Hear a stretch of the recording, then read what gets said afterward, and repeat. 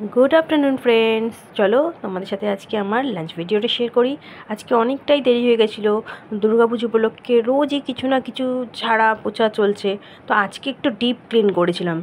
तो जाई होक, तो आज के करेछिलाम एकदम सिम्पल चिकेन आलू दिए कषा करेछिलाम, एकदम মানে কি বলবো একদম তেল তেল তেল তেল করে একদম স্পাইসি ভীষণ স্পাইসি করে করেছিলাম। আমার ছেলে এটা খেতে খুব পছন্দ করে, আর আমি চিকেন আমার হাতের ছাড়া অন্য কারোর দিলে আমার একটা আঁশটে গন্ধ লাগে, কারণ আমি চিকেনগুলোকে অলরেডি ফ্রাই করে রান্না করি। তো এই জন্য আমার চিকেনটা এরকম স্পাইসি লাগে দেখতে, আর খেতেও দুর্দান্ত হয়েছিল। আর ছিল হচ্ছে ফ্রাইড রাইস, কাজু কিশমিশ আর গাজর ছিল বাড়িতে, ঠিক ওইটুকু দিয়েই করেছি।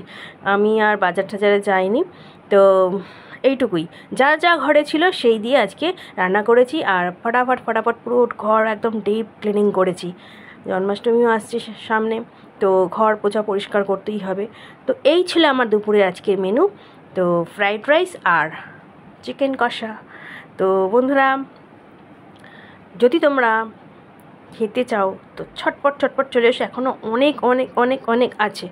ঠিক আছে, তো এখনকার মতো টাটা, ফিরে আসি নেক্সট ভিডিওতে। বাই।